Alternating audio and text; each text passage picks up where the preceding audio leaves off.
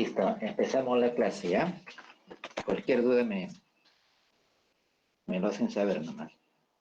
¿Sí se Está bien, escucha? doctor. La pantalla completa sí está saliendo, ¿no es cierto? Sí, doctor, sí se escucha y se ve.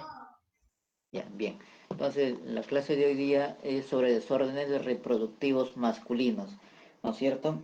Entonces, dentro de lo que son, dentro de las que son las hormonas que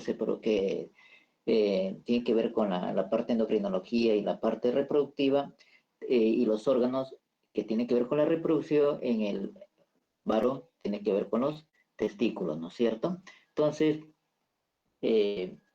por la producción disminuida de estas hormonas puede haber hipofunción, o por una alteración también puede producirse hiperfunción, lo que se llama hipergonadismo. Pero vamos haciendo acá, antes de entrar a eso. Entonces, como ustedes ven aquí en la diapositiva, tenemos, ¿no es cierto?, que a las 5 semanas vemos que en este diagrama se ilustra, ¿no?, la migración de las células germinales primordiales, de donde se van a formar, en este caso, como bien lo dice, ¿no?, las células germinales, los espermatozoides, a partir de esas células que migran del saco vitelino hacia el embrión, ¿no es cierto? Entonces están migrando acá estas células germinales, se ubican en esta zona de acá, y acá tenemos la cresta gonadal, que luego después va a dar paso a la formación del testículo. Entonces, ¿qué es interesante en esta parte de acá, no? Sobre la diferenciación sexual. Un segundito, estaba...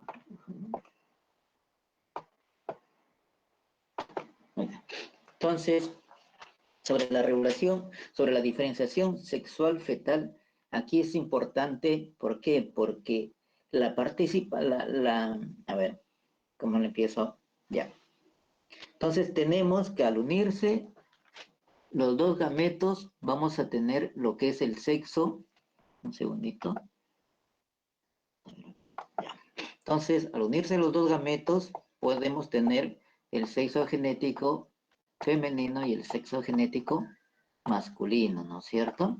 Entonces, para esto, ¿no?, para esto es importante ver que inicialmente no hay una diferenciación entre la gónada masculina y la gónada femenina, ¿no es cierto? Sino luego que cuando se empieza a formar, en el caso del sexo masculino, que se empieza a formar ya la testosterona a partir de las células de Leydig, donde se sintetiza testosterona, es que se va a dar lugar a que se forme testosterona, y esta testosterona, ¿ya? Al unirse a su receptor, va a hacer que a partir del conducto de Golgi se formen las estructuras que tienen que ver con el aparato reproductor, como el epidídimo, el conducto deferente, las vesículas seminales, ¿no es cierto? Entonces, y además, por la conversión de testosterona a 5-alfa reductasa, que se convierte en dihidrotestosterona, se va a dar lugar a la formación del seno urogenital y genitales externos masculinos. Por otro lado, ya tenemos acá el testículo, ¿no es cierto? Tenemos la formación del testículo, donde se forman las células de Sertoli, y estas células de Sertoli van a producir la hormona antimuleriana. Lógico que esta hormona antimuleriana tiene su receptor, y como su propio nombre dice, ¿no?, esta hormona antimuleriana va a hacer que el conducto mulleriano, digamos, se atrofie, ¿no? Se atrofie, simplemente quede un esbozo, por tanto, no se van a formar las estructuras femeninas de este embrioncito. Entonces, de esta manera se consigue la diferenciación del testículo en un testículo masculino con las características o con los órganos masculinos, ¿no es cierto? Entonces, por efecto de la presencia de la testosterona. Por eso, ¿qué pasa? ¿Qué pasa si es que hay niveles altos de testosterona, como en la hiperplasia suprarrenal congénita? Al haber esta hiperplasia suprarrenal congénita, donde se producen niveles altos de andrógenos, entonces simplemente va a haber una masculinización de a haber una masculinización de los órganos internos y externos del embrioncito y vamos a tener una masculinización del feto a pesar de que genéticamente sea un embrión de sexo femenino. Bien, en esta diapositiva vemos la diferenciación fenotípica de los tractos urogenitales femeninos y masculinos. Y tenemos acá el conducto de Golf y el conducto mulleriano, ¿no es cierto? Ya habíamos visto por efecto de las hormonas, tanto en el caso del varón que produce testosterona, va a diferenciar el conducto de Golf en las distintas estructuras que tienen que ver con los órganos internos del varón. ¿Ya? Y la desaparición o la atrofia del conducto de Golf por efecto de la hormona antimulleriana producida por las células de Sertoli. Y acá tenemos la diferenciación fenotípica de los genitales externos en embriones masculinos y femeninos, ¿no es cierto? En este caso, el estímulo que se produce en el embrioncito para que se diferencien en embrión de sexo masculino es debido, o uno de los estímulos principales es la hormona, la dihidrotestosterona. En cambio, en las otras estructuras serán la hormona testosterona, ¿no es cierto? Ya se van a formar todas las estructuras masculinas, ¿ya? Del varoncito. Muy bien. Entonces, esta diapositiva prácticamente es casi lo que le había mencionado en las anteriores. Entonces acá tenemos lo que se conoce como el sexo cromosómico, tenemos el sexo gonadal y el sexo fenotípico, ¿no es cierto? Entonces, sexo cromosómico tenemos acá inicialmente la gonada indiferenciada, XY, X, X e incluso el X0, ¿no es cierto? Que es simplemente tiene una cintilla gonadal como sucede en el síndrome de Turner. Entonces acá tenemos XY, el sexo gonadal por efecto de la testosterona, se forma el testículo diferenciado y en el XX se va a formar el ovario. Acá tenemos acá la célula germinal, el epitelio celómico, las células mesenquimatosas, tenemos acá las células germinales que se conocen como espermatogonia, tenemos las células de Sertoli y tenemos las células de Leydig, ¿no es cierto? Cada uno tiene sus funciones, las células intersticiales de Sertoli y de sostén, que vienen a ser las células que nutren a las células germinales, van a nutrir las células germinales, porque son ricas en glucógeno, esas células de Sertoli son ricas en glucógenos y tienen varias funciones, nutrición, en el embrión inhiben al conducto mulleriano y también van a inhibir a la liberación de la FSH, como vamos a ver luego. Luego tenemos las células de Leydig, que son las células que producen la testosterona, ¿no es cierto?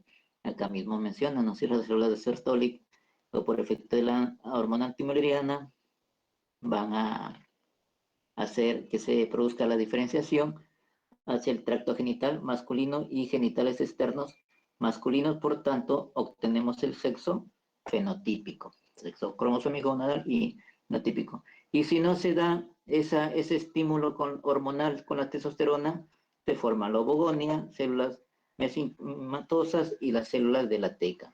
¿Ya? No hay hormona antimulleriana, no hay andrógenos y por tanto, como no hay un estímulo en el conducto del Golf, este es el que se va a atrofiar y el que va a empezar a diferenciarse en las diferentes estructuras del tracto genital femenino es el conducto mulleriano.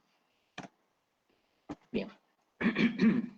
Entonces, este es el eje hipotalámico epifisario gonadal.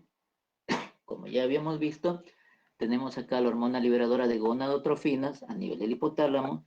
A nivel hipoficiario tenemos las hormonas la FSH, la hormona folículo estimulante, y la hormona LH, la hormona luteinizante, ¿no es cierto? Vamos a ver, creo que tengo una diapositiva. Y vamos a ver que la hormona luteinizante va a ser que va a estimular a que las células de Leydig produzcan testosterona, ¿no es cierto? Estas también van a estimular la célula de Sertoli. Y por otro lado, la FSH, una folículo estimulante, va a estimular, por un lado, a las células germinales, a los espermatogonios, que se transformen ya en células maduras, en lo que son las células, los espermatozoides, ¿no es cierto?, por efecto de la hormona folículo estimulante. Además de que tiene efectos sobre las células germinales, también tiene efectos sobre las células de Sertoli, para que se produzcan hormonas como la inhibina, que ustedes pueden ver acá. Entonces, esta inhibina hace un feedback negativo, ¿no es cierto? La inhibina que se produce en las células Sertoli produce un efecto inhibitorio de la hormona folículo estimulante a nivel hipofisiario. Y de esta manera se puede dar la retroalimentación. Igual, no solamente la inhibina, sino también tenemos la testosterona que inhibe las hormonas hipofisiarias, LH, FSH, y también la hormona liberadora de gonadotrofina a nivel del hipotálamo. Entonces, ¿qué más nos debe interesar aquí en el eje, no? Entonces, nosotros ya sabemos bien que durante la pubertad es donde empieza a aumentar los niveles de testosterona, ¿no es cierto? Y todo esto, ¿por qué? Porque se produce va a empezar a haber picos, porque te es con pico de liberación de la hormona liberadora de gonadotrofina.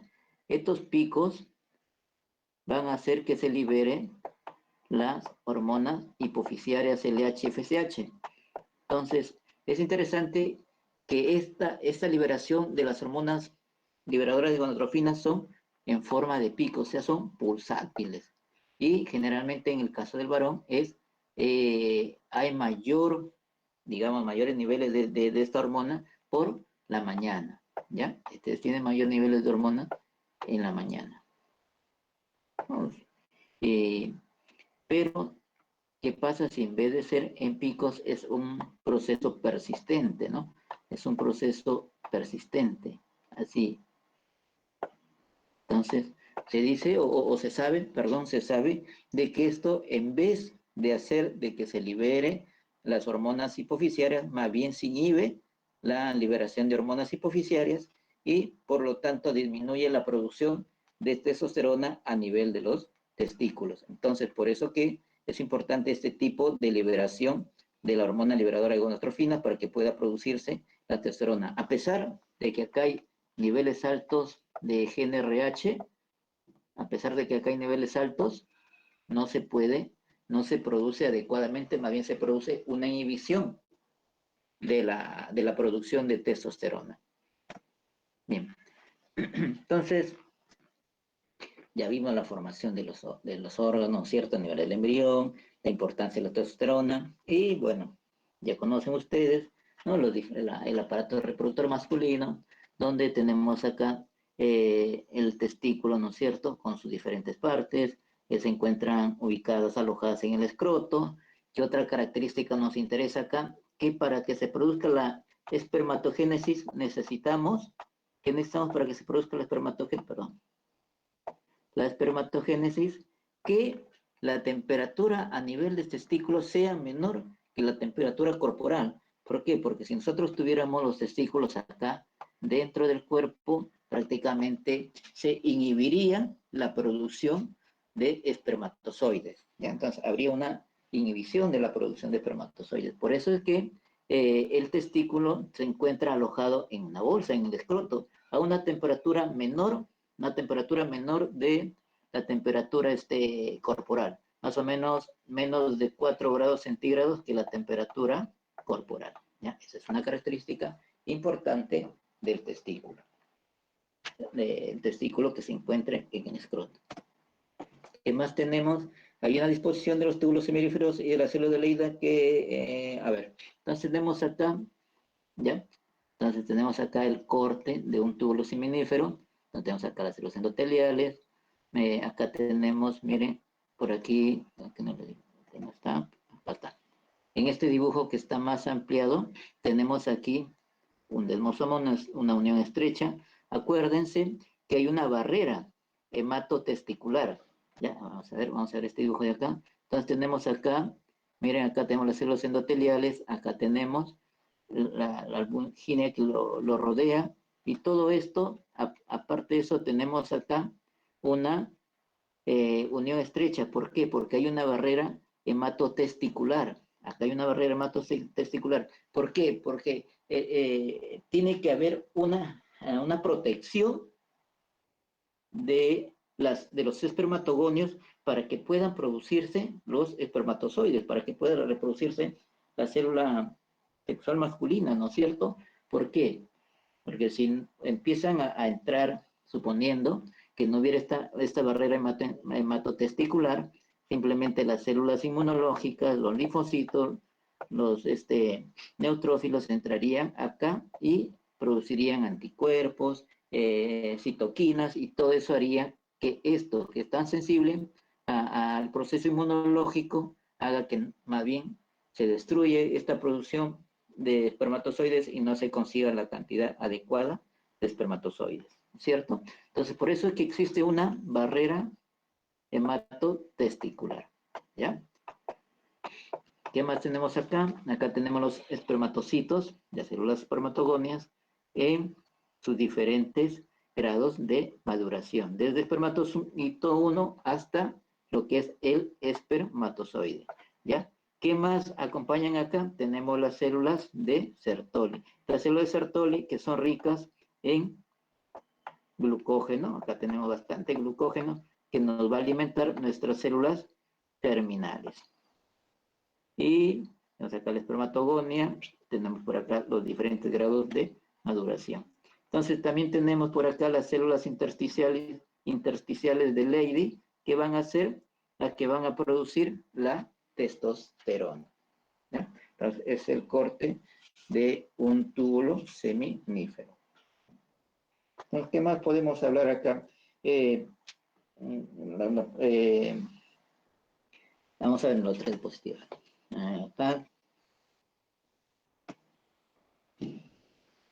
Ya. Vamos a ver ahora la síntesis de hormonas esteroideas. Entonces, es importante ver aquí la síntesis de hormonas esteroideas en el testículo, ¿no es cierto? Se va a producir acá, a diferencia de la glándula suprarrenal, tenemos solamente, entonces, hay enzimas que tienen que ver con la producción de cortisol, hay enzimas que tienen que ver con la producción de aldosterona y hay enzimas que tienen que ver con la producción de andrógenos. En este caso tenemos enzimas similares a las que tienen que ver con la glándula suprarrenal, pero hay otras enzimas que predominan, como las enzimas que tienen que ver con la conversión del androstenediol y la androstenediona en testosterona. Entonces esas enzimas, la 3-beta de hidroxiesteroide y la 7-beta hidroxiesteroide, esas son las que predominan en el testículo, ¿no es cierto? Por eso es que se forman grandes cantidades de testosterona. Entonces, a nivel del testículo, a nivel del varón, en el varón, el 95%, entonces tenemos que el 95% de la testosterona corresponde a la que se forma en el testículo y el otro 5% corresponde a lo que se forma en la glándula suprarrenal, el 5%. Muy bien, acá vemos, ¿no? A partir del colesterol, todo el colesterol es de donde proviene. Entonces, y aquí hacemos una pequeña pausa. Colesterol. Entonces, el colesterol entonces es el sustrato importante para la formación de hormonas esteroideas. Entonces, por eso es que es importante pequeñas cantidades de colesterol para que puedan producirse adecuadamente las hormonas esteroideas. Entonces, esto a través de los diferentes pasos va a dar lugar a la dihidroepiandrosterona, y a partir de dihidroepiandrosterona o la 17-beta hidroxiesteroide deshidrogenasa va a dar lugar al androstenediol, y por la 3-beta hidroxidehidrogenasa va a dar lugar a la androstenediona.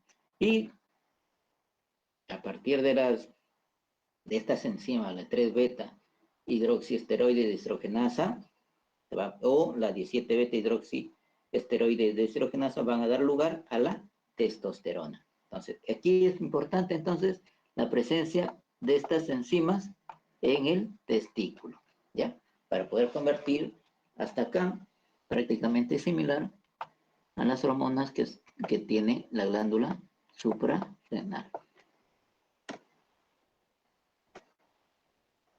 ¿Dónde se produce? En las células de Leydig. Ya, esto es. También hay una parte, una pequeña parte que se forma estradiol, ¿no es cierto?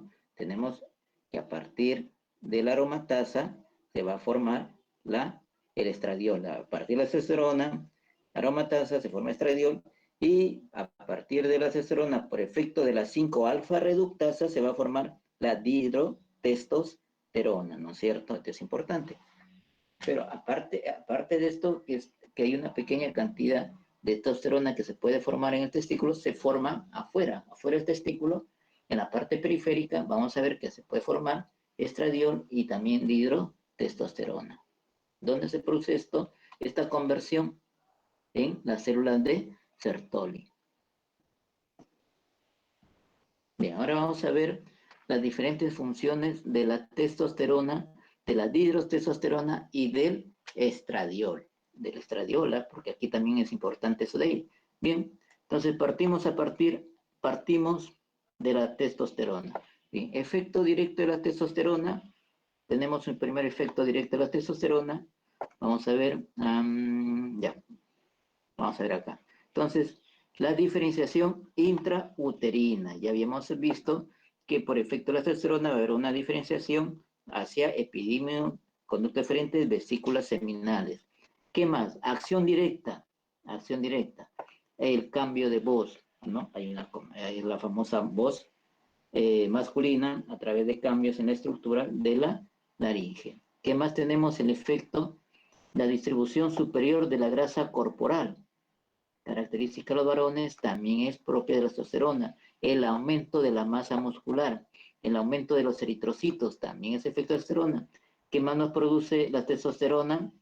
Entonces, nos produce aumento de la LDL, disminución de la HDL y aumento de la VLDL. Entonces, si vemos así, vemos que la mujer tiene cierta protección cardiovascular por el efecto de estas hormonas. En cambio, el varón tiene menos protección cardiovascular. ¿Por qué? Porque la testosterona nos baja los niveles de HDL y nos aumenta los niveles de LDL. Bien, entonces esos son principalmente los efectos directos de la testosterona. Entonces, dihidrotestosterona, ya hemos visto en la imagen anterior, la dihidrotestosterona se encarga de la diferenciación de los genitales externos masculinos, ¿no es cierto? En el embrioncito, pene, escroto, uretra y próstata. ¿Qué más? La dihidrotestosterona suprime la secreción de gonadotrofinas por retroalimentación. En este caso, tanto la dihidrotestosterona como la testosterona tienen ese mismo efecto. ¿Qué más tenemos acá? La testosterona también va a tener el efecto hacia la inducción del patrón masculino de gonadotrofinas, el impulso sexual y la conducta. Entonces tiene que ver a nivel central, o sea, esa conducta un poquito más impulsiva es propia del sexo masculino, ¿no es cierto? Es una conducta impulsiva y eso ya está demostrado, ¿no? Tiene que ver también con el impulso sexual, ¿ya? Tiene que ver con la conducta. El varón es más agresivo que la mujer es mucho más delicada, y esto tiene que ver por el efecto hormonal. Pero también hay que tener en cuenta que parte de este efecto hormonal, por ejemplo, el estradiol también se ha visto que participa, ¿no? En deseo sexual, por ejemplo, también tiene que ver, y igual manera también la dihidrotestosterona. ¿Qué otro efecto tenemos de la dihidrotestosterona? Igual que la testosterona y el estradiol, la producción de espermatozoides. En el caso del desarrollo puberal, del vello puberal, tenemos la participación de la dihidrotestosterona, ¿ya?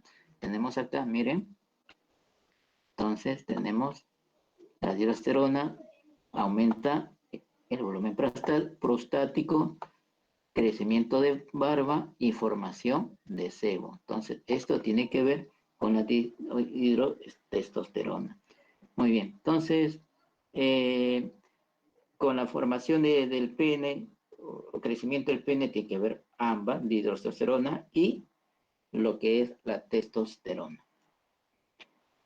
Ahora vamos a ver aquí un efecto interesante, es el estradiol. Entonces, nosotros ya vimos que la testosterona, por efecto de la aromatasa, se convierte en estradiol. Entonces, a nivel óseo, vemos que la conversión de testosterona en estradiol tiene un efecto importantísimo en la formación del hueso, en crecimiento del hueso. Entonces, pero también se ha visto que la testosterona por sí sola tiene que ver con, digamos, con la densidad ósea, pero principalmente es el estrógeno, el estradiol. Bueno, en esta diapositiva es para ver las concentraciones séricas de hormonas esteroideas sexuales y gonadotrofinas en las diferentes etapas de vida, ¿no es cierto? No es igual en un varón, no es igual en una mujer, no es igual en un niño. Entonces, para determinar el valor normal, hay que conocer los diferentes valores normales para las diferentes edades de la persona. Bien, entonces hasta ahí más o menos una introducción de lo que respecta a lo que es el testículo y la testosterona. Ahora veamos los desórdenes reproductivos masculinos. Entonces, existen diferentes desórdenes reproductivos, como ya les habíamos visto, por la hiperfunción pues, de la testosterona, puede ser hipergonadismo o puede ser hipogonadismo, pero también pueden haber trastornos, por ejemplo, en el inicio o anomalías, por ejemplo, en los impulsos nerviosos que generan pubertad precoz o que pueden producir lo contrario, una pubertad atrasada, ¿no es cierto? Entonces, todo eso de ahí vamos a ver en otro tema, en otra clase, sobre lo que es pubertad precoz y lo que es pubertad atrasada. En esta clase vamos a ver lo que es hipergonadismo masculino y hipogonadismo masculino. Entonces, hipergonadismo masculino tenemos, como su propio nombre lo dice, hipergonadismo de la secreción excesiva de testosterona. Tipos, puede haber un hipergonadismo primario y también un hipergonadismo secundario a exceso de gonadostrofinas eutópicas. Hipergonadismo primario, entonces, ¿qué es lo que puede pasar? Tumores, ¿no es cierto? Puede haber tumores como los tumores de células de Leydig que producen una pseudopubertad precoz.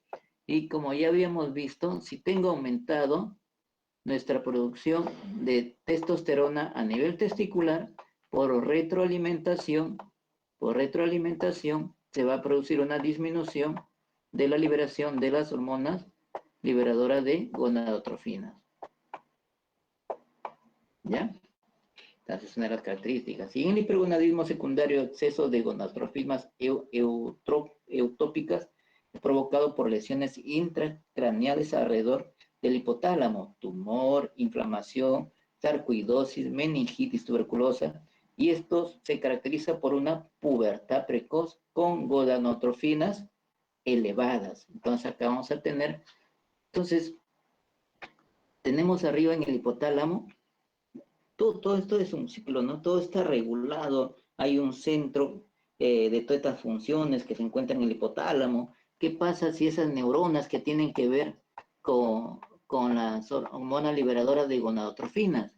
¿Qué pasa si que hay un tumor cerca por acá? ¿O qué pasa si hay un proceso inflamatorio, un proceso invasivo, una sarcoidosis? Entonces, eso va a hacer que altere la función de estas hormonas y que puedan incluso producir o aumentar su síntesis en este caso, de la hormona liberadora de gonadotrofinas y por tanto aumentan las gonadotrofinas, NRH, ¿ya? Entonces, todo es, miren, todo eso, ¿cómo puede haber cambios por este tipo de lesiones a nivel del hipotálamo? O sea, a nivel de las neuronas que tienen que ver con la producción de esta hormona. Entonces tenemos ahora hipergonadismo secundario a exceso de gonadotropinas, pero ectópicas. Entonces, ejemplo de eso, el tumor hepático productor de gonadotropinas que estimulan las células de Leydig, ¿ya? Entonces tenemos otro tipo de producción de gonadotropinas, ya no en el mismo hipotálamo, sino en este caso a nivel de, por ejemplo, a nivel del hígado. ¿Qué más puede producir hipergonadismo masculino? El síndrome de Albrecht, que es una displasia fibrosa polióstica, producida adelanto de la pubertad, alteraciones óseas, manchas congénitas, piel color café oscuro, tienen bordes irregulares estas manchas, y manchas parecidas que salen en la neurofibromatosis, pero hay ciertas diferencias, ¿no es cierto? En estos casos hay que tener cuidado, no vayamos a estar frente a una displasia fibrosa poliostótica con hipergonadismo. Entonces acá tenemos un síndrome de Albrecht, estas características, ¿no es cierto?, de estas manchas con bordes irregulares, ¿ya? Entonces, no es evidente en el adulto, pero se manifiesta en el niño, produce pubertad precoz verdadera, cuando antes de los 10 años ya tiene desarrollo de los caracteres sexuales secundarios y tienen espermatozoides funcionales, como vamos a ver en la siguiente clase. O también puede producir pseudopubertad precoz, cuando antes de los 10 años tienen desarrollo de los caracteres sexuales, pero no los gametos, por lo que no son fértiles. Una de las diferencias entre la pubertad precoz verdadera y la pseudopubertad precoz.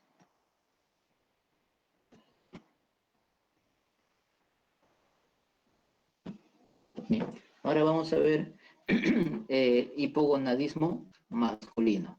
Entonces, ¿qué es el hipogonadismo masculino? Es la disminución en una o las dos funciones principales de los testículos, la producción de esperma o la producción de testosterona, ¿ya? Disminución en una o las dos funciones principales de los testículos, como es la producción de esperma o la producción de testosterona. Entonces, hay dos clases de clasificación que vamos a tener en cuenta. Hay una que es la clasificación tradicional del hipogonadismo, según el sitio afectado en el eje hipotalámico hipoficiario gonadal, incluido el hipogonadismo idiopático, que no siempre está incluido, pero vamos a ver acá. Entonces, todo esto tiene que ver con el sitio afectado en el eje, ¿no es cierto? Entonces, cuando hablamos de un hipogonadismo primario. Entonces, primario, entonces tenemos el sitio afectado, el testículo, ¿no es cierto? ¿Cómo van a estar los niveles? Estamos hablando de un hipogonadismo. ¿Cómo van a estar los niveles de testosterona? Baja, ¿no es cierto? ¿Cómo van a estar los niveles de gonadotrophinas, LH y FSH? Elevadas por el feedback secundario. Entonces, secundario es un problema a nivel de la hipófisis. Entonces, al haber un problema a nivel de la hipófisis, ¿cómo está la testosterona? Baja. ¿Cómo van a estar los niveles de gonadotrophinas? Muy bajas. Terciario, ese es el otro problema. Entonces tenemos hipotalámicos, baja la testosterona y baja las gonadotrophinas. Y el otro tipo es el hipogonadismo idiopático o el hipogonadismo por deficiencia androgénica debido a la edad del paciente, que también se conoce como andropausia. Entonces, ¿qué es lo que va a suceder? Testículos y eje hipotalámico gonadal envejecidos. Entonces, ya la respuesta aquí no es adecuada, porque ya hay un envejecimiento del eje hipotalámico gonadal, hipotalámico y fusario gonadal.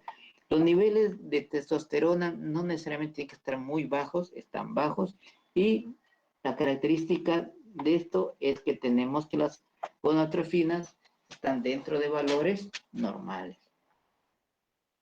En la otra forma de clasificación es la comparación, vamos aquí a comparar la clasificación anterior y una nueva. Vamos a ver acá. Tenemos entonces, se habla acá en esta clasificación de hipogonadismo testicular, ¿ya? Entonces tenemos igual sitio de afección testículo, niveles de testosterona, el hipogonadismo secundario, ¿ya? Acá se habla de hipogonadismo secundario a nivel hipofisiario, mire, a nivel hipofisiario, con baja testosterona y baja la LH y FSH. ¿Qué más tenemos? Entonces, en este hipogonadismo secundario tenemos acá entonces, acá entra la obesidad, miren, y entra el estrés, entra la obesidad, entra el estrés, entra el mismo problema de la hipófisis, el problema hipofisiario por un problema quirúrgico, ¿ya? Entonces, luego tenemos el hipogonadismo terciario, dentro de ellos tenemos el hipotalámico, ¿ya? Luego tenemos el idiopático que ya habíamos visto, testículo por envejecimiento, y esto debe diferenciarse de un quinto, dice, de un hipogonadismo del quinto tipo o del ambiente, por presencia de sustancias tóxicas. Entonces, presencia de sustancias tóxicas que producen que se disminuyen los niveles de testosterona. Sucede, se ve en estos casos. Ahora vemos el hipogonadismo masculino. Tenemos entonces tipos, tenemos el hipogonadismo hipogonadotrófico y el hipogonadismo hipergonadotrófico. Si hablamos de hipogonadismo hipogonadotrófico, vamos a estar hablando de un hipogonadismo secundario, de un hipogonadismo a nivel hipofisiario, ¿no es cierto? Por deficiencia de gonadotropos congénito o déficit de gonadotropos adquirido, ¿ya?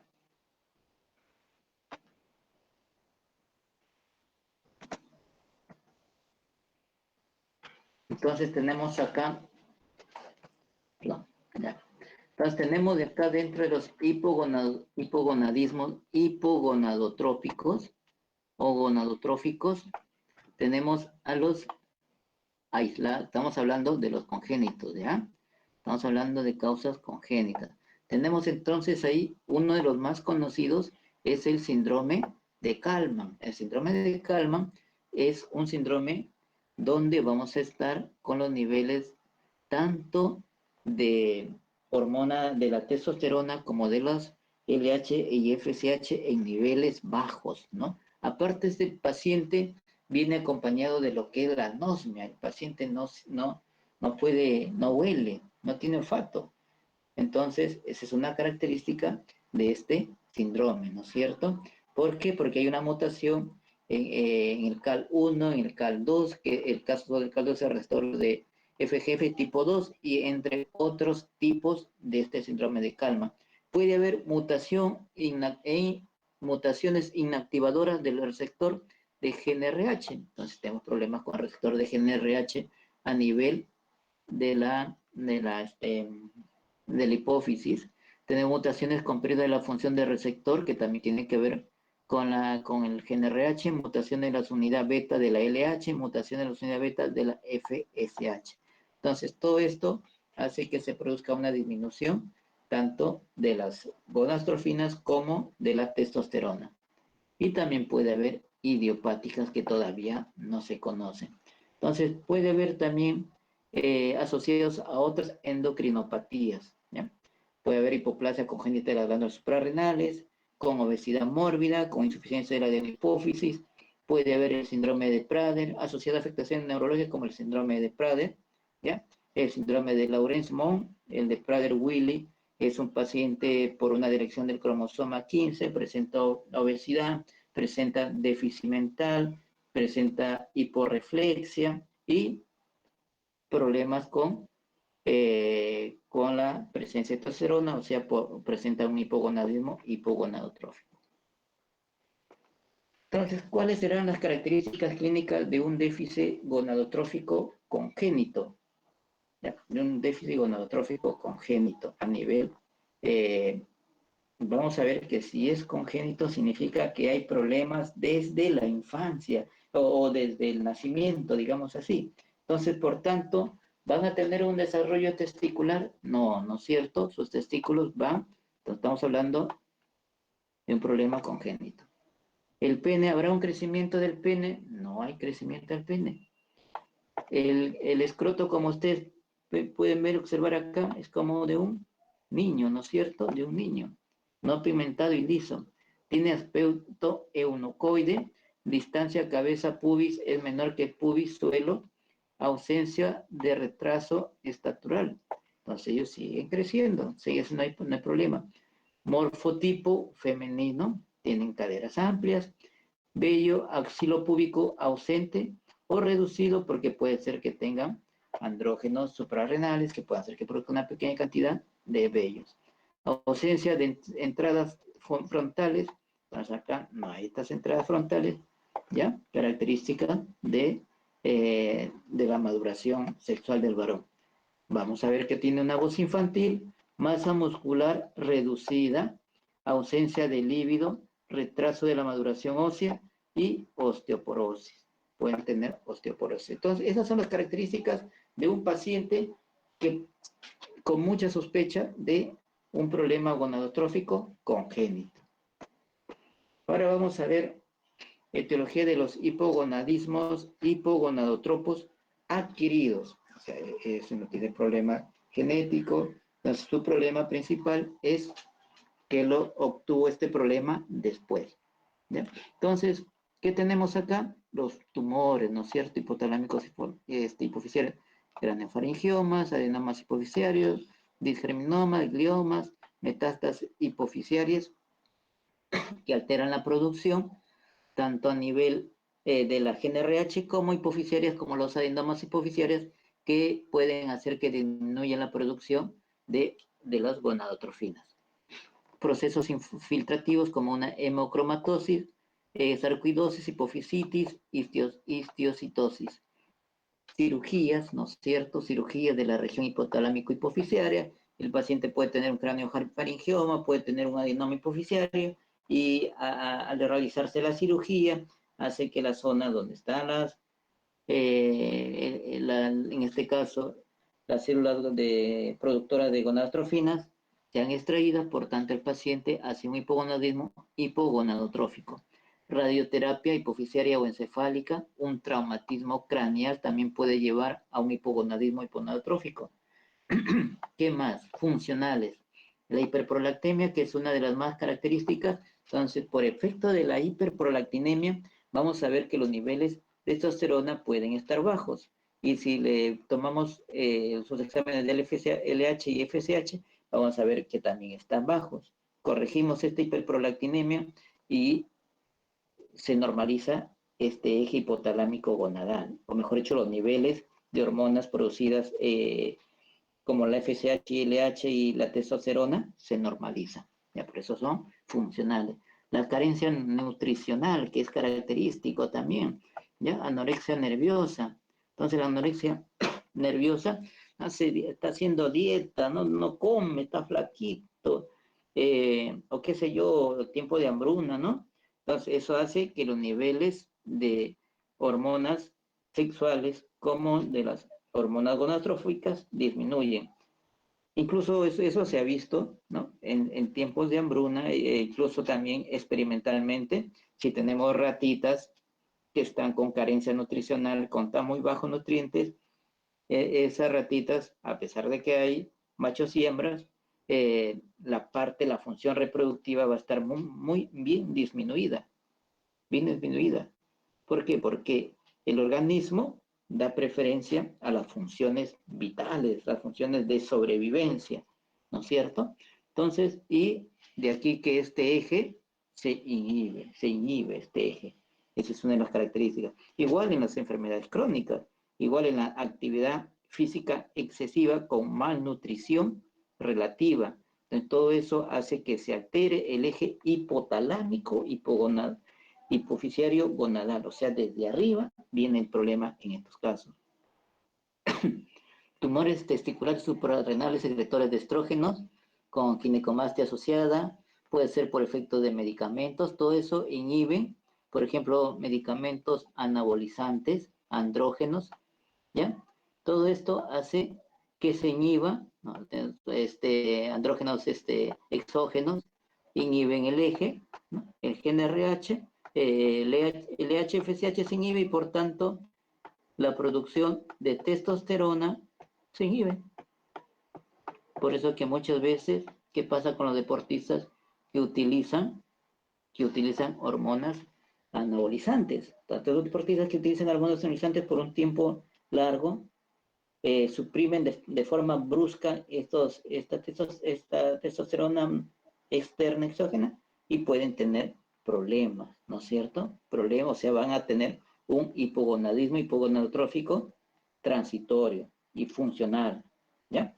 Entonces, todo eso tiene explicación. Entonces, pueden cursar incluso hasta con ginecomastia, como vamos a ver en esta diapositiva. Entonces, ¿qué va a pasar cuando tiene un hipogonadismo adquirido? Caracteres sexuales pueden relacionar, pero en forma parcial. Puede estar fatiga. Acuérdense que la testosterona tiene que ver con la masa muscular, por tanto, va a haber una disminución de la masa muscular. Tiene que ver con la fertilidad, va a haber una disminución de la fertilidad o infertilidad y una disminución del líbido, ¿no es cierto? Y esta disminución del líbido es la que trae a muchos pacientes a la consulta. Pacientes jóvenes 30, 40 años, ¿no? Es la preocupación principal que lo lleva a la consulta, ¿no? No tiene deseo sexual. Pues si es para un varón no tener deseo sexual, pues es algo estresante o muy estresante. Entonces, y miren esta fotografía de acá, en el caso de acá de la imagen inferior, en la imagen inferior tiene un macroadenoma hipoficiario, ¿no es cierto? Este macroadenoma hipoficiario con presencia, con disminución de líbido, de infertilidad, entonces nos puede estar haciendo pensar en una hiperprolactinemia, ¿no es cierto? Pedimos la prolactina está elevada, testosterona baja, LH-FSH baja, ¿no es cierto? Hiperprolactinemia y un hipogonadismo hipogonadotrófico funcional. ¿Le doy tratamiento? No, porque el tratamiento es otro. Es para el problema de fondo, que es la prolactina.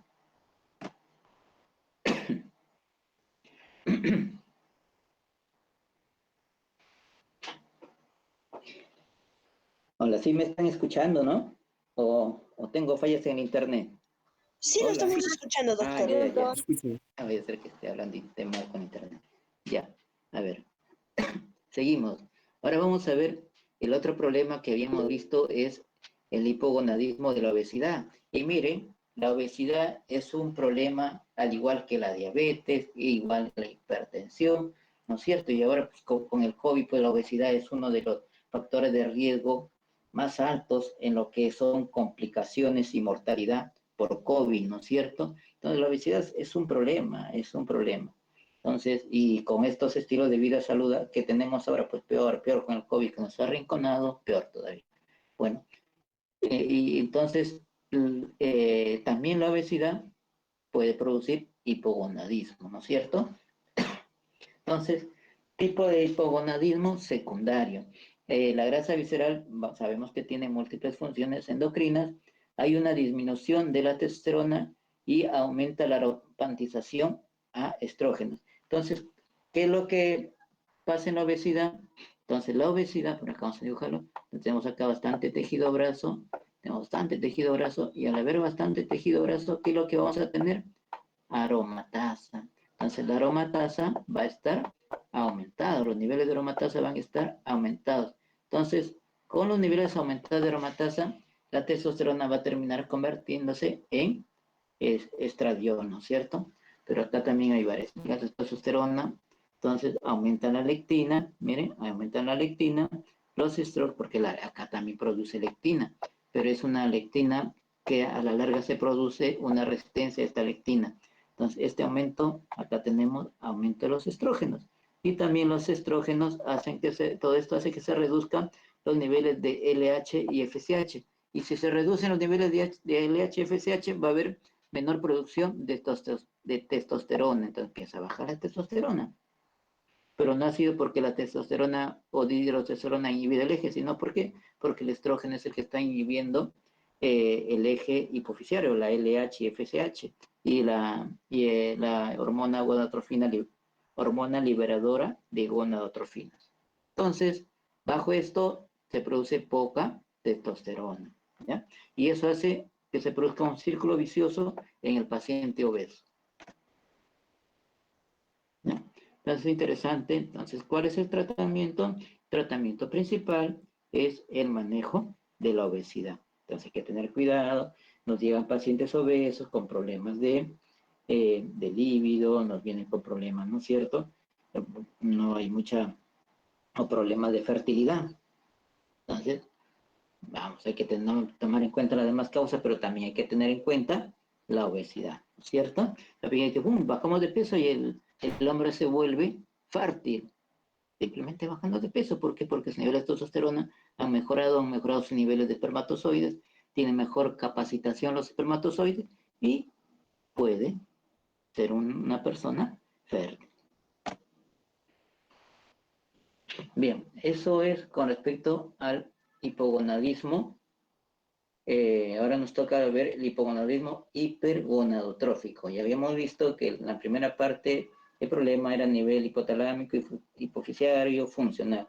Ahora vamos a ver el hipogonadismo hipergonadotrófico, donde el testículo no va a responder adecuadamente a la presencia de las hormonas hipoficiarias como el LH y la FSH. Entonces, acá el problema, vamos a ver acá. Entonces, acá el problema es a nivel del testículo, ¿no es cierto? Acá el problema es acá a nivel del testículo. El testículo está alterado, la testosterona está baja y por un feedback va a hacer que la FSH, LH estén aumentadas. FSH, LH aumentadas. Entonces, esa es la característica de nuestro hipogonadismo hipergonadotrófico. Bien, entonces vamos a ver etiología de las disfunciones testiculares primarias. Vamos a ver las cromosómicas. Tenemos una de las más características de este tipo de hipogonadismo es el síndrome de Klinefelter. Ya, el síndrome de Klinefelter, que es el cariotipo tipo 47 XX10 en más del 90% de casos. Entonces, tiene sus características, ¿no es cierto? Tipo enocoide, vamos a ver que puede presentar ginecomastia, disminución, ¿no es cierto?, del tamaño testicular. Luego tenemos otro tipo de alteraciones, anomalías de los autosomas, elección de translocaciones. Tenemos otras enfermedades a nivel genéticas, como la enfermedad de Steiner, que es una distrofia miotónica. Puede haber cataratas, alopecia, debilidad muscular e hipogonadismo. Tenemos el síndrome de Noonan, se considera como el Turner masculino. Síndrome de Noonan es autosoma recesivo, tiene Escherichia coli, tosis, hipogonadismo, estenosis de la arteria pulmonar y estatura baja. Mutaciones de la proteína STAR, entre otros tipos de mutaciones que se pueden producir a nivel genético. Tenemos acá anorquia, tenemos por ejemplo la criptorquidia bilateral, tenemos acá la criptorquidia también. Ahora tenemos las síndromes testiculares adquiridas, o sea, tenemos un problema a nivel de testículo, pero ya no genético, cromosómico, sino adquirido. Entonces acá tenemos las tóxicas y traumáticas. Tenemos acá quimioterapia, por ejemplo, oncológica en niños o adultos. Tenemos las radiaciones ionizantes, el alcoholismo crónico, también pueden causar daño a nivel testicular. Insecticidas, ¿no? A veces un paciente, llega el paciente y es un problema con mi pareja, no funciono, como se dice, entre comillas, no funciono, doctor o doctora, no funciono. Entonces, allá hay que ver qué pasa con el paciente. ¿Qué trabaja, señor? Por eso es que la historia clínica es importantísimo, ¿no? La anamnesis, ahí está. A veces simplemente anamnesis, listo. Paciente, yo trabajo fumigando con insecticidas, ¿no? O trabajo en una veterinaria donde estoy despachando constantemente productos de insecticidas, ¿no? O con contacto frecuente. Entonces hay que tener cuidado. Es un paciente que puede estar haciendo un hipogonadismo tóxico, ¿no es cierto? Lo que se conoce del tipo 5, ¿ya? Puede ser por una torsión testicular, que también puede haber, o traumatismo testicular bilateral, una castración secundario a parotiditis, las famosas orquitis que se producen secundarios a una parotiditis, ¿ya? Otras puede ser gonocócica, poco se ve, pero sí se ve, sarcoidosis, polindocrinopatías autoinmunitarias, ¿ya? Entonces todo eso nos puede llevar a un problema testicular adquirido. Y luego tenemos la insuficiencia testicular relacionada con el envejecimiento con déficit del eje hipotalámico hipoficiario, denominado también déficit androgénico parcial de los varones ancianos, que vamos a ver luego. Entonces, para terminar esta parte, entonces tenemos acá un cuadro resumen, ¿ya?, de los diferentes tipos de hipogonadismo masculino en el adulto. Entonces, tenemos acá el hipogonadismo de inicio prepuberal y de inicio postpuberal. En cada caso va a haber diferentes características, ¿no es cierto?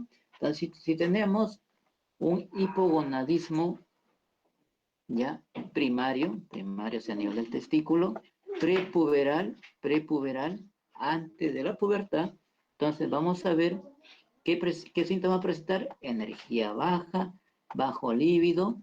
Entonces se dio el problema, antes del desarrollo puberal, y por tanto quedará con los testículos pequeños, falo pequeño, va a haber una disminución del vello corporal facial, una disminución de la masa muscular, proporciones eunocoides y ginecomastia, ¿ya?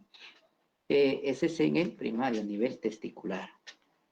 Ahora, ¿qué pasa si es un problema prepuberal pero secundario? A nivel hipoficiario, a nivel hipotalámico, igual energía baja, bajo líbido, testículos y falo pequeño, prácticamente tiene casi todas las características en ambos casos. Ahora vamos a ver en el postpuberal, acá sí hay diferencia, ¿no es cierto? A nivel testicular, miren, el testículo sí va a tener una disminución en tamaño parcial, la disminución parcial en tamaño. El falo pequeño no se afecta.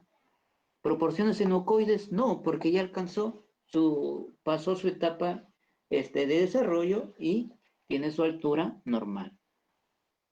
Y en caso de disminución del vello corporal facial, en algunos casos, si es más pronunciado este déficit, va a tener caída. Disminución de la masa muscular, también. Si es más pronunciado, va a empezar a tener disminución de su masa. Se va a dar cuenta, estoy perdiendo masa muscular, mis piernas están más delgadas, yo que he sido musculoso, ¿no? Soy deportista, tengo músculo y de repente me estoy bajando en lo que respecta a la masa muscular. Entonces, puede tener un problema de hipogonadismo. Y secundario, a nivel hipoficiario, aquí la diferencia, igual, la diferencia es que acá no hay ginecomastia. En este caso no hay ginecomastia. Bien, entonces esta es una tabla diferencial entre estos tipos de hipogonadismo, sea prepuberal o sea postpuberal. Bueno, hacemos un descansito de unos 5 minutos para seguir ya con la segunda parte, que es más pequeño que lo que hemos visto hasta ahorita. ¿De acuerdo? Ok, profesor, está bien. Ya, Está bien, ya doctor. 5 minutitos, ¿ya?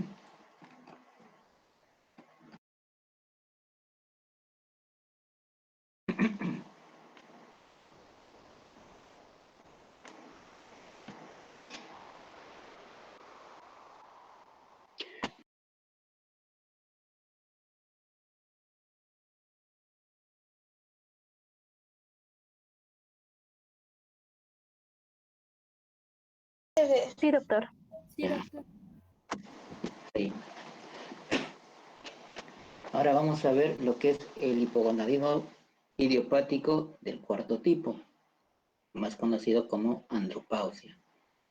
También conocido como ADAM, deficiencia androgénica por la edad en varones, o deficiencia androgénica de la edad madura, o comúnmente conocido como andropausia.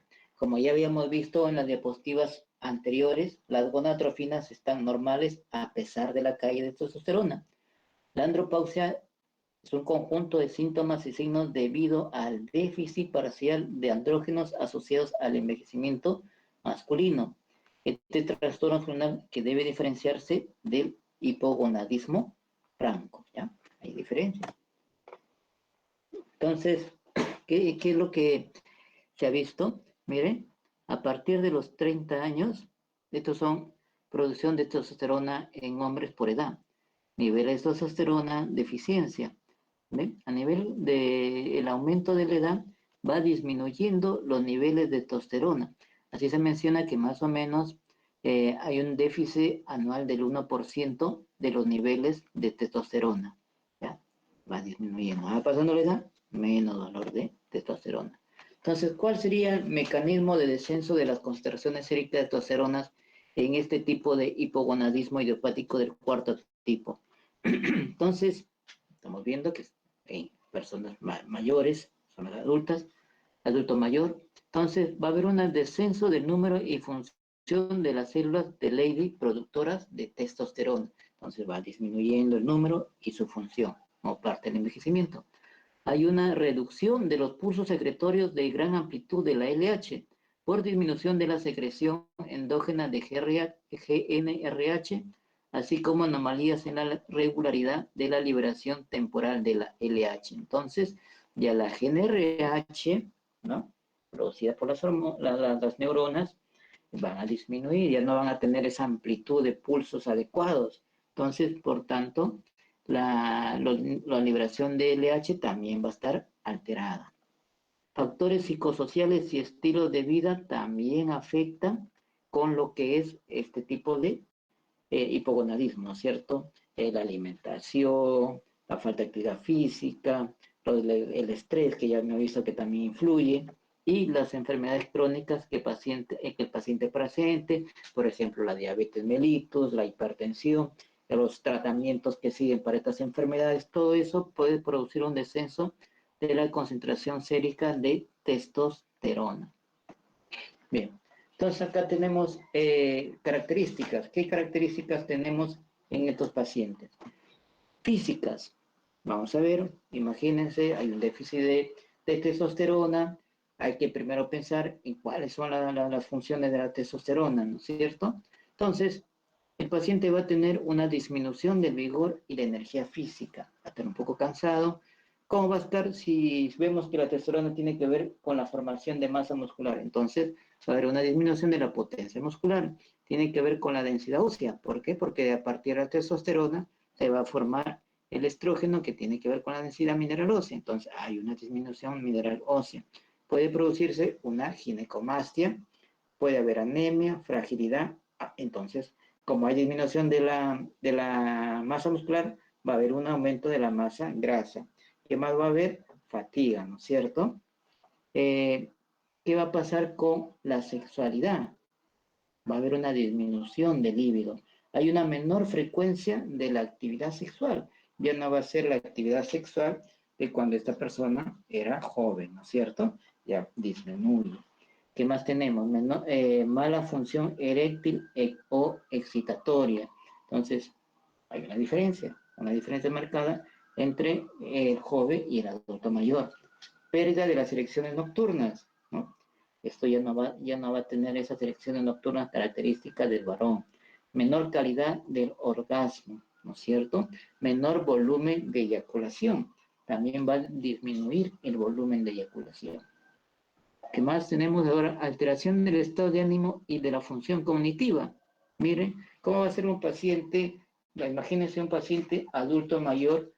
¿Cuáles son sus características? Es un paciente que está irritable, ¿no? Paciente molesto, letárgico. Hay una menor sensación de bienestar, todo le molesta. Hay una falta de motivación. Hay una escasa energía mental, problema de memoria a corto plazo, depresión por el mismo hecho de no tener nivel la función sexual que tenía antes, ¿no es cierto? Eso a algunos les puede llevar a un estado depresivo. ¿Qué más tenemos? Escasa autoestima e incluso está relacionado incluso con el insomnio, ¿ya? Vasomotoras y nerviosas. Tiene también, sí, por eso se llama andropausia. Tiene ciertas características como en el caso de la mujer que se produce en la menopausia. Sofocaciones, va a tener sofocaciones, va a presentar sudoraciones. Entonces, un paciente que tiene bastantes problemas, ¿no es cierto?, por el efecto de esta deficiencia hormonal. Claro que estas características clínicas tienen que ver con diferentes patologías, son características clínicas inespecíficas. Pero bien, de todas maneras, agrupando todo esto, podemos llegar a determinar este tipo de hipogonadismo. Por eso ahí en el gráfico prácticamente está resumido las características de este paciente. Observen el gráfico, ¿no? Bien. Bien. Entonces, el diagnóstico. Entonces, vamos a tener síntomas sugestivos de un hipogonadismo del cuarto tipo o andropausia. Entonces, el paciente llega, ¿no?, con una disminución de la masa muscular, paciente en promedio de 60, 70 años, disminución del líbido y sobre todo llega con el problema de la fatiga, del cansancio y de la pérdida de masa muscular. Bien, entonces, en este caso, estos pacientes se les hace su chequeo, se les toma su testosterona total y vamos a encontrar niveles bajos de esta testosterona. Por ejemplo, ahí se menciona el valor de corte. A veces hay en otras bibliografías hay otros valores, pero de acuerdo a la revisión es menos de 3.2 nanogramos por mililitro, ¿ya?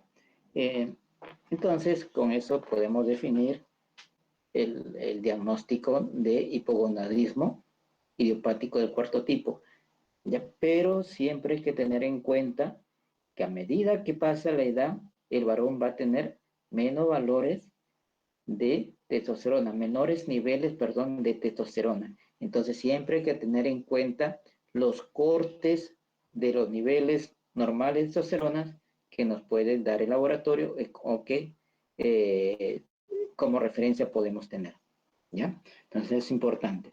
Y descartar siempre otras patologías, ¿ya?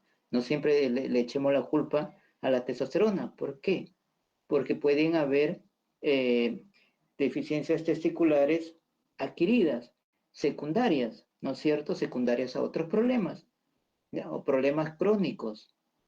Entonces, tratemos también los problemas crónicos que puedan estar llevando a este problema de andropausia. A veces simplemente mejoramos los problemas crónicos que tiene el paciente y mejora su función a un límite, digamos, aceptable para el paciente, ¿ya? Entonces, todas esas cosas hay que tener en cuenta. Tratamiento, reemplazo hormonal, ¿no es cierto? Se puede dar reemplazo hormonal con la testosterona sintética, pero hay que tener cuidado con el uso de la testosterona en el adulto mayor. Primero, hay que tener cuidado de que no tengamos un crecimiento de próstata donde nos impida o nos contraindique el uso de la testosterona, porque estos tienen, como ustedes ya saben, tienen receptores y por lo tanto podemos incrementar la hiperplasia prostática de tal manera que el paciente termina siendo un problema urinario y en vez de ayudarlo lo perjudicamos. Entonces, tengamos cuidado si tiene contraindicación para el uso de la testosterona, ¿ya? Se aconseja no mantener límites normales de testosterona en el paciente de acuerdo a su edad. No llevarlo al extremo de tener valores altos que pueden contraindicar su salud del paciente. Y segundo, los cambios de estilos de vida saludables, ¿no es cierto? Que eso es importante, porque no solamente el uso de la testosterona le va a cambiar toda la clínica que hemos visto en la diapositiva anterior, sino también los estilos de vida saludables que pueda realizar el paciente para cambiar su forma de vida, actividad física, dieta saludable, ¿no es cierto? Entonces también se dan este tipo de problemas en el varón. Muy bien, ¿alguna pregunta? Doc, Dime. en el caso de los pacientes que ya son mayores, es de esperar de que pensemos en esta andropausia, ¿no? Pero podríamos pensar en otros tipos de hipogonadismo a esta edad ya. Lógico, puede haber otro tipo de hipogonadismo, claro. Entonces, como les mencioné, primero hay que tener en cuenta el corte de valores de testosterona de acuerdo a la edad. Eso es importante, ¿ya? Porque también un paciente de 80 años, 90 años, vamos a estar diagnosticando ese tipo de problemas, ya no es igual, ¿ya? De hecho, que si tenemos un paciente, por ejemplo, que tiene un tumor hipoficiario a los 70 años, 75 años, ¿qué sucede? ¿Qué he visto? Entonces, el problema es un hipogonadismo secundario, ¿no es cierto? A un problema de un prolactinoma. Entonces, damos el tratamiento con para el prolactinoma, para la prolactina alta, y mejoramos varios o muchos de los síntomas que le afectan a nuestro paciente. O sea, puede haber otras causas de hipogonadismo a la edad del adulto mayor. Chévere, Doc, gracias. ¿Alguna otra pregunta? Doutor, em uma mulher com menopausa precoce, o reemplazo hormonal se daria hasta que llegue a la edad de menopausa ou seria de por vida o reemplazo? A ver si te entendí la pregunta. En una mujer, ya, claro, estamos saliendo un poquito del tema porque estamos hablando de la parte masculina, pero no hay problema. Entonces, hablar de la menopausia en la mujer... Lo mismo preguntaría para un hombre también. ¿Sería hasta el final de la vida o después de unos años ya se puede parar con el reemplazo? Ya, es una buena pregunta. Entonces, el varón, en el caso del varón, no hay relación mucho con lo que es la edad, como en el caso de la mujer, que con el cese de la función reproductiva ya empieza la menopausia, ¿no es cierto? Ahí va a haber la disminución de los estrógenos y aumento de la FSH-LH. Lo que pasa es que el varón va a tener una disminución progresiva de la testosterona, pero puede mantener su función reproductiva hasta el final de su vida. Puede tener todavía relaciones, como dice, no con la misma intensidad que cuando era joven, pero puede tener sus relaciones. ¿Cuál es el problema? Que se produzca la andropausia son los síntomas que lo acompañan. Por ejemplo, sofocaciones, sudoración, la masa muscular comienza a disminuir, ¿no es cierto? El carácter empieza a alterarlo. Está yendo, igual que una mujer, está yendo en un carro y de repente le entran las sofocaciones de un momento a otro. Entonces, ese paciente, por esos síntomas molestos que le molestan, que le generan una mala calidad de vida, sí necesita tratamiento con testosterona. Pero no hay una edad, un corte que te diga, a esta edad le va a dar a uno andropausia, ¿no? Puede ser que le dé 50 años, 60 años, a los 70 años. Hay unas personas adultos mayores, 70 años, 65 años, 70 años, que son reproductivos, tienen sus niños, ¿no? Ahora, con los nuevos medicamentos que se utilizan para la disfunción eréctil, pueden tener sus relaciones y aparte de eso pueden tener sus niños, a pesar de que tienen 70 años de edad. Hay un riesgo de que pueda haber problemas en el niño, ¿no? Como síndrome de Down, puede suceder. Pero puede ser que no suceda y tenga sus niños normales a una edad mayor. Esa es la diferencia de la mujer. La diferencia de la mujer es su cese de función reproductiva. De ahí cambia todo. ¿Ok? Gracias. Ok. ¿Alguna otra pregunta? Sí, Doc, una consulta más. Cuando nosotros le damos levotiroxina al paciente, hay una indicación de bajar la dosis si es que el paciente además está recibiendo testosterona o es un adulto mayor. ¿Por qué? ¿Por qué esto, Doc? Hay una indicación de disminuir la dosis de la levotiroxina, dices, en el adulto mayor. Ajá, A ver. o cuando usa testosterona. O cuando usa testosterona. No recuerdo haber leído lo que me dices, ¿no? En el adulto mayor la explicación de la disminución de la levotiroxina es más por el problema cardíaco. Es más por un problema cardíaco. Es algo que yo no sé muy bien, pero sé que la indicación es por un problema cardíaco. El paciente con adulto mayor le doy una dosis de la que requiere realmente, puedo terminar produciéndole una taquicardia sinusal o un tipo de taquicardia que lo lleve a emergencia. Entonces, eso es por eso que no puedo darle dosis plenas en el paciente que tiene problema de hipotiroidismo. Ahora, con el uso de la testosterona y la levotiroxina en el adulto mayor, no he leído o no conozco, para que te voy a mentir, que se disminuya la dosis. Los tratamientos que he dado es con dosis que le corresponde al paciente. Si tú has leído algo, puedes hacer el aporte, no hay problema. No, Doc, no sé la explicación, pero ¿Pero gracias. has visto algún caso No, o has eso escuchado? nos lo mencionaron en la clase de terapia de reemplazo hormonal en Ajá, hipopituitarismo.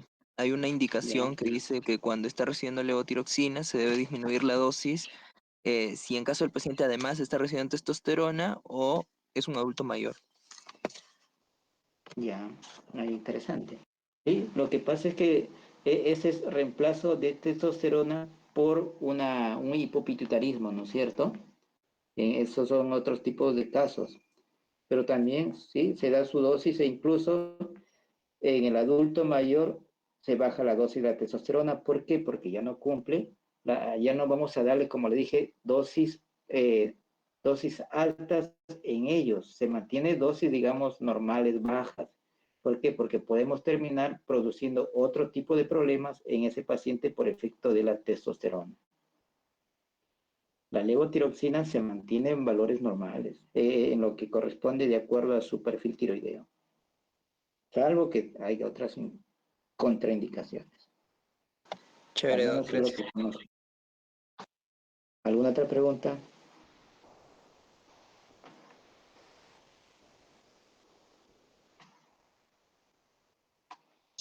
Creo que no, doutor, todo claro. Ya, muy bien. Entonces, de aquí el próximo miércoles la otra clase, ¿ya?